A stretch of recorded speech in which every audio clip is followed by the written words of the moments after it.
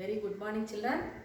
In yesterday's part of the lesson, you learned about the differences between respiration and combustion, and you learned that heat is also evolved in the process of respiration. So, if we recall the what is that equation of respiration? So, glucose is going to be oxidized. When glucose is oxidized in the body, the carbon dioxide, water and heat energy is released. So, end products of respiration are carbon dioxide, water and heat energy. So, with an activity, you learn how that heat energy is produced. So, you have taken a wide mouthed bottle or thermos flask also you can take, and in that you put some germinating seeds. Then you inserted a thermometer with one hole rubber stopper, and after inserting the thermometer in a flask containing germinating seeds, you have covered it with Vaseline or grease. Then you kept it without disturbing for 1 day or 5-6 hours.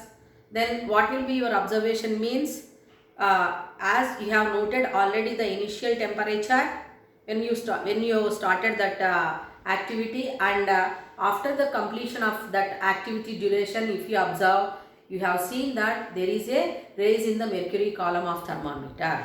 So what you can understand with that means, you know that the mercury whichever is present in the mercury bulb of thermometer, it expanded because of the heat whichever is produced from the germinating seeds. Is it clear? So with that, what you understood means, in the process of respiration the heat energy is produced. That activity you learned. So even if we keep a finger in front of our nostrils when we are exhaling air, we feel somewhat warmth. That is also going to make you to understand that heat energy is produced in the process of respiration. So now you have to prove that carbon dioxide is also produced in the process of respiration. How can you prove that carbon dioxide is produced in the process of respiration? That is your question. So what you can write, aim to prove that CO2 is produced in respiration, and what are the materials you are going to take, aim you are writing. So CO2 is released in respiration,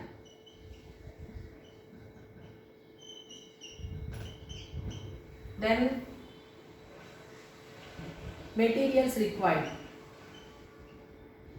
So what are the materials needed for that? You have to take a wide mouthed bottle, and beaker with lime water and germinating seeds.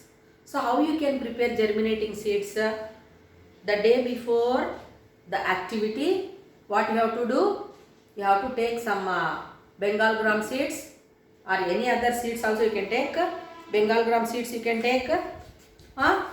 After taking Bengal gram seeds, what you have to do means, you have to soak them in water for 1 day.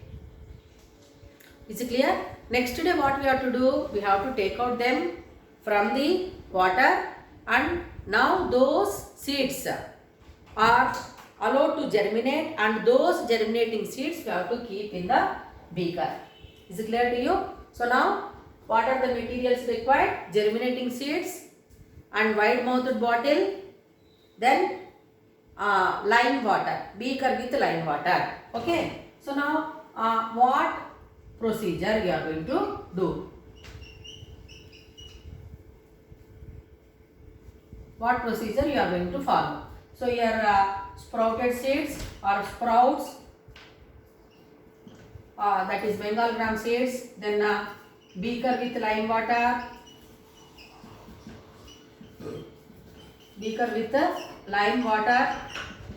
and wide mouthed bottle.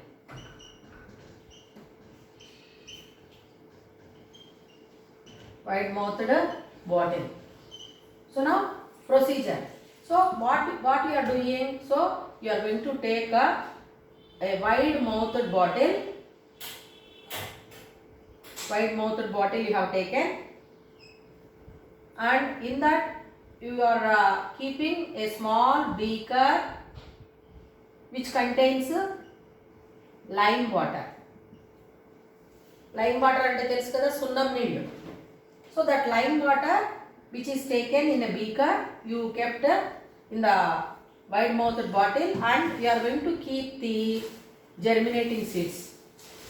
You are going to put some germinating seeds in that wide mouthed bottle. So Bengal gram seeds already we have taken, no? Those seeds we are going to keep in the wide mouthed bottle. Then with the help of cord, we have to close it, and without disturbing we have to keep it as it is. Is it clear? Without disturbing we have to keep as it is. So now sprouts or sprouting seeds,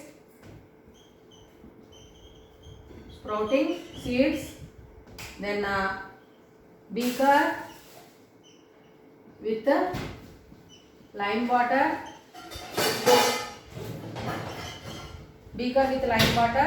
and this is wide mouthed bottle.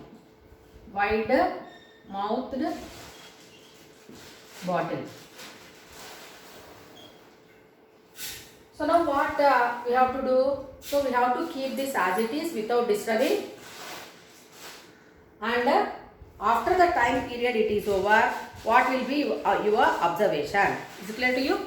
So what will be your observation? Next day when we take this lime water, where it is present in the beaker, it changes to milky. Okay, when it changes to milky, what you can tell? Which gas will change the lime water to milky? That definitely carbon dioxide. Is it clear to you? So carbon dioxide, whichever is produced from the germinating seeds during the process of respiration, is reacting with this lime water present in the beaker, and that is converted to milky. Okay, so in that way, with this activity we can prove that carbon dioxide is released in the process of respiration. Have you followed? So anaerobic respiration also we can do. Instead of germinating seeds, we can take here solution, sugar solution also. Is it clear to you? So if we keep as it is like that, then soon that sugar solution is going to be converted to what is that, alcohol. So that also we can do in release of carbon dioxide. Some smell, chalky acid smell we can observe. So with this activity we can prove that carbon dioxide is released in the process of respiration. Have you followed, children? Take a wide mouthed bottle, put some germinating seeds, and in a small beaker take lime water, and that beaker with lime water we have to keep in this corner, and we have to cover it with a lid, and we have to keep it aside without any disturbance. Okay, so after the time period it is over, maybe 5-6 hours if it is over, we can observe that this lime water in beaker is changed to milky white. So that indicates that in the process of respiration carbon dioxide is released. Is it clear to you? So now till now what contents we completed of this lesson or this topic, respiration means. Now what is respiration, and pathway of respiration, events of respiration, mechanism of respiration, then activities also we learnt, heat and carbon dioxide, how they are produced, and the differences between respiration and combustion also we have learnt. So now here now we are going to learn about the respiration, how or in the respiratory parts of different animals, if we observe how the evolution has been carried. Okay, so from primitive organisms to human beings, so whatever it may be, children. So in the process of respiration, which is going to be used means that is glucose. Glucose oxidation is going to happen, maybe in presence of oxygen or in the absence of oxygen. That respiration is going to happening, that is aerobic or anaerobic respiration is going to happen. But whatever it may be, you are learning that here, that how that evolution has been happened in different living organisms. Okay, that we are going to discuss now. I hope this activity you understood.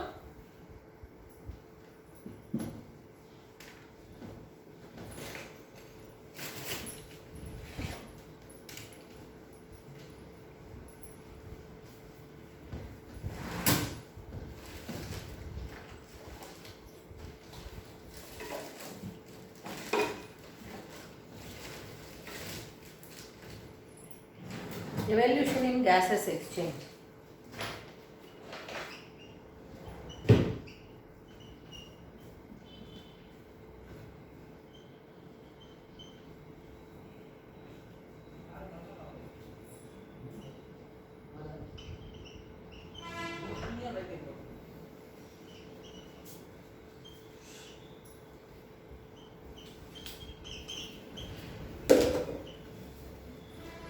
Evolution in gases exchange system, that we will discuss.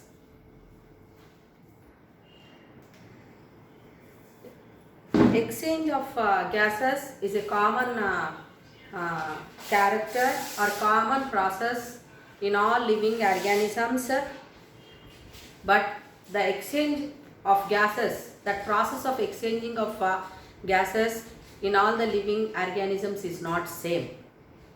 Have you followed? The process of respiration is same. Respiration is same means what here? The exchanging of gases, the process of breathing in air and the process of breathing out air, that is called respiration. Respiration is a important character of all living organisms, but here it is not happening in the same way in all the living organisms. Okay, now the single celled organisms, if we take single celled organisms like amoeba or paramecium or euglena, how the exchanging of gases is going to happen means that process is happening through the cell membrane by the process called diffusion. So through cell membrane only the gases exchange is going to happen in amoeba or hydra or paramecium, etc., unicellular organisms. Whereas in multicellular organisms, what is happening means there we are observing a well defined organization, is it not? So different tissues are there, different organs are there in multicellular organisms, and in the respiratory organs, so different respiratory organs are evolved in those multicellular organisms where the process of exchanging of gases is going to happen. And you have to remember one important point, what it is means, whether it is unicellular or multicellular organism, here the food is getting oxidized, glucose is getting oxidized. Is it clear to you? In release of energy, heat energy, which is very much essential for all living organisms to survive. Then coming to the next point here, there is no much problem for the organisms which are living on land for respiration, because the air which contains which is present in the atmosphere, directly it can be entering, whereas the animals which are living in water, that is aquatic animals, they have to depend on dissolved oxygen present in the water. So adequate amount of oxygen is present in the air, okay, for terrestrial organisms, whereas in aquatic animals it has to get dissolved in water, then only that oxygen can be taken up by the organisms which are living in water. So some adaptations, some modifications, some changes we are going to observe in the respiratory organs. Then next point here, body size of the organism and availability of water and type of circulatory system. We are talking about respiratory system, but here just now I am using the word circulatory system. Why it is there like that? So that through circulatory system only the gases of exchange is happening in some of the animals, like in human beings. Is it clear? Or other mammals. Is it not, children? So the type of circulatory system, body size, and where they are living are the reasons for having or the evolution of respiratory organs or respiratory system in the different organisms. Is it clear to you? So now we will learn about the different types of respiratory organs and how the process of respiration is going to happen. How many types it is there, like depending upon the respiratory organs, all that we will discuss now in this class. And this question will be given for 4 marks, or information skills also it will be given. So please make a note of it and learn it thoroughly. Is it clear to you? Then first, just now I said amoeba or other unicellular organisms, the process of exchanging of gases is going to happen because of diffusion through cell membrane. So suppose if we see amoeba as it lives in water, so it lives in water. Okay, so now the oxygen percentage, if we see, it is more when compared with the volume of oxygen whichever is present inside. Is it clear to you? So diffusion means from high to low, like that you have learned. Is it not, children? So now inside this cell, the oxygen entry is going to happen like this. Okay, is it clear to you? So oxygen from the surrounding environment, it is entering. Is it clear to you? Inside the cell through the cell membrane by the process called diffusion. At the same time, the carbon dioxide whichever is produced inside the cell, its percentage is more when compared to the carbon dioxide volume whichever is present in the water. So now the carbon dioxide is going to be rushing outside into the water through the cell membrane only. So which process we call that one? That process is called as a diffusion. From high concentration to lower concentration, that process is going to happen. So now we will learn about the process of respiration, how it is going to happen in the insects.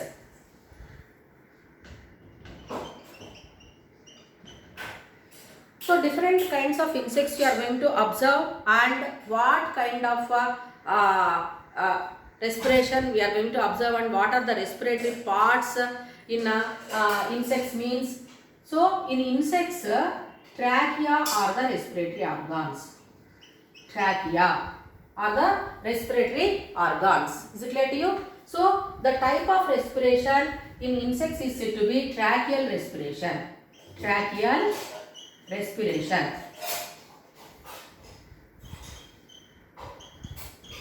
So when the trachea are the respiratory organs, then the type of respiration is called as a tracheal respiration. Is it clear to you? Suppose if we observe the cockroach, so it will be there like this. If we dissect it, we can see the segments like this. So each one it is having structures like this, and here spiracles are present, and these spiracles they are going to open into this trachea, and longitudinal tracheal trunk also we can observe in the insect, and finally the exchange of gases is going to happen when they are inhaling and exhaling. Contraction and relaxation is going to happen of this trachea. Is it clear to children? So here the blood is no way concerned in the respiration which is carried out in insects, which we call it as tracheal respiration. Is it clear to you? So the insects are having colorless blood. You know that colorless, if the blood is in colorless, that is white color, then there is no pigment. Then the blood is, there is no need of blood taking part in the respiration. So that's why here they have adapted special what is that respiration which is going to be carried out through the trachea. Okay, so these are so if we dissect this insect, and if we tilt like this, and we can see here chamber like structures. So openings are present which we call it as spiracles, children. So spiracles open into atrium, and atria all is open, and we when this contraction and relaxation is going to happen, the gases exchange is going to happen. Okay. So long tracheoles, all these tracheoles, they form as a tracheal trunk through which the exchange of gases is going to happen. So here in insects, all insects, trachea are said to be the respiratory organs, and type of respiration is a tracheal respiration. Is it clear to you? Then coming to the next animals, so that which live in water. Which live in water and in water and on land we can take. So earthworms you can take, they live in moist soils and they live in the water also sometimes, is it not? So here even frogs also you are observing like that. So in earthworms or annelids I will write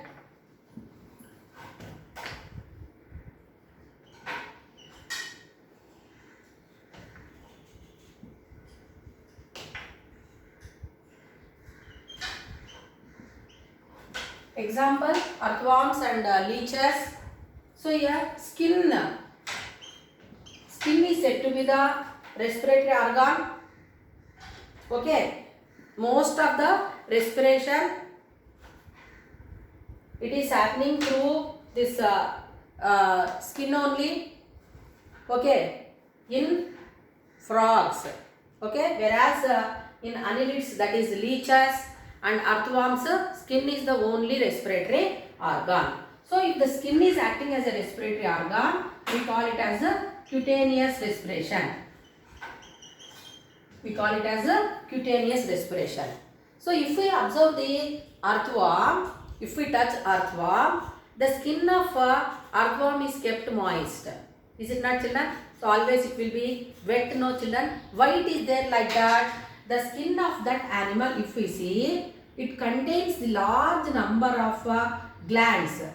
Okay, and these glands are going to produce mucus, which is a sticky substance. It contains percentage of water vapor, more and more percentage of water vapor along with mucin is present continuously. It is going to be sent out of the body through the holes which are present on the skin. Is it clear to you? And which makes the skin of that annelids. Examples earthworm or leeches, moist. Is it clear to you? Then where they are going to help in exchange of gases, and that exchange of gases is going to happen through the skin, so it is called as a cutaneous respiration. Then now amphibians. So amphibians are the organisms which can live in water and on land. So best example frogs. In frogs also the skin is the respiratory organ and the type of respiration is cutaneous respiration. But the amphibians can respire through the lungs also. But 70% of the respiration in frogs or in amphibians is going to happen through the skin only. Okay, so that is the reason the frogs always they are keeping their skin moist. If the skin of frogs, if it becomes dry, they will die. That's the reason. Now and then you might have observed frogs jumping into water and they never come out of the crevices or any holes in the daytime. So only at night time they are going to be coming, and moist places they prefer to live. So through skin they are going to respire, amphibians, frog. So here also the frog skin is having mucus glands, large number of mucus glands, and they are going to produce a sticky substance, mucin, slimy substance. That is the reason if we touch the frog also again. So have you touched frog? So if we touch the frog, if we touch only, it will just move like. So why that is happening? Because of mucus or a slimy substance which is released from the mucus glands present on the skin of amphibians. So that makes them very much wet condition, and that helps in a respiration, exchange of gases. So where this are richly supplied with blood vessels also, and the blood as it is red in color and hemoglobin is also present. So when the blood flow to the skin is going to happen, where that exchange of gases is going to happen, and that mucus secreted by mucous glands is going to retain the wetness on the skin of amphibians, and exchange of gases is going to happen when they are on land. Okay, that is a through skin. So most of the time respiration in amphibians is going to happen through the skin. 70% of the respiration is happening in the amphibians through skin only, cutaneous respiration. So that is the reason frogs, their skin will be always kept moist and somewhat slimy. Slimy అంటే తెలుసు కదా, పట్టుకుంటానే జారిపోయే nature ఉంటుంది వాటికి. Is it not? ఎందుకు? They want to move or they want to jump to the water to keep its skin very much wet. If the skin of a frog becomes dry, then it will die. It leads to the death. Is it clear?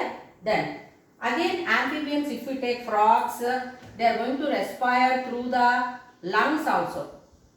Lungs. Okay?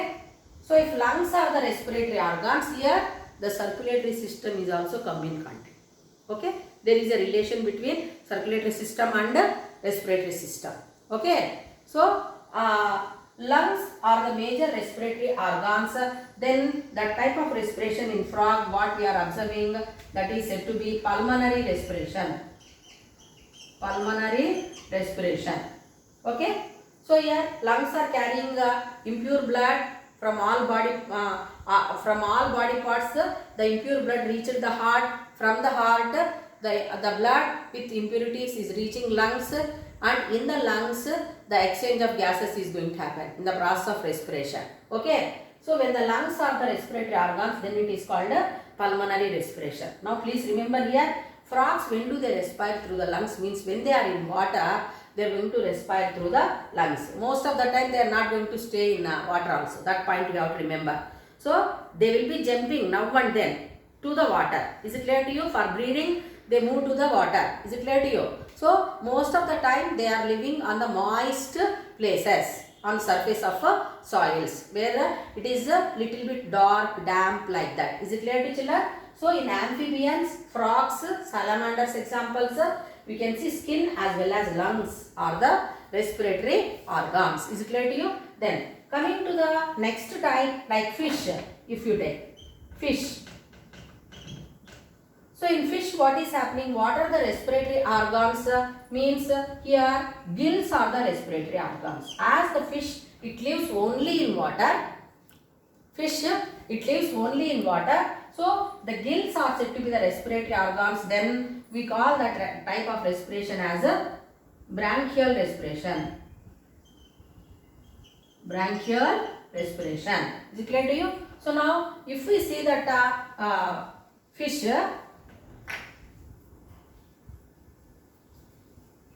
so we can observe here very large number of sac-like structures, which we call them as gills.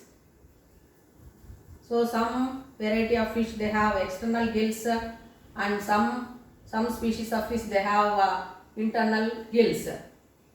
Okay, so gills are the respiratory organs.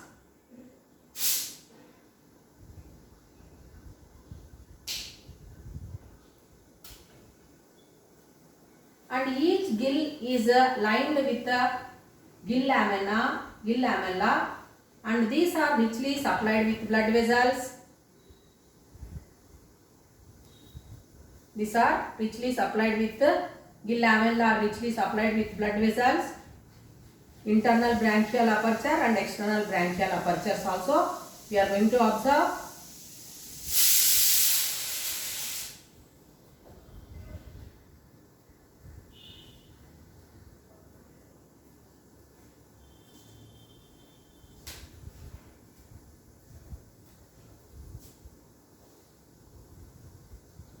So now here these are gills, and these structures are gill lamella, and and this is called internal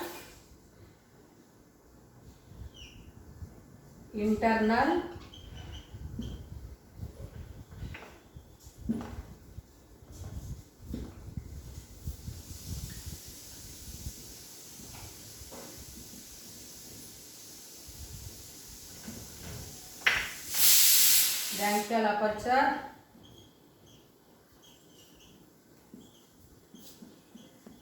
So this structure is internal branchial apertures, gaps which are present, and this is external branchial apertures. Is it clear to you? So I think you might have observed when fish lives in water, and fish always it will be opening its mouth and closing its mouth.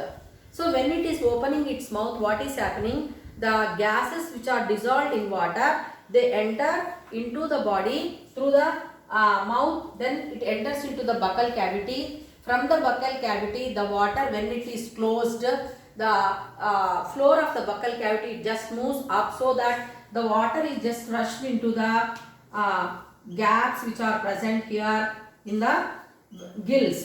Is it clear to you? So what will happen means, the oxygen whichever is entered or whichever is present in the water is going to be just exchanged into the gills which contain gill lamella. So this structure we call it as gill pouches, and the exchange of gases is happening here in the gill pouches and gill lamella. Then the carbon dioxide whichever is produced, it is going to be sent out through the external branchial apertures. Is it clear to children? So like that here, the gills are the respiratory organs in fish, and so that type of respiration is called branchial respiration. Coming to the next point and last point here, well defined structure we are going to observe in the respiration. So what it is means, that is said to be pulmonary respiration. Pulmonary respiration.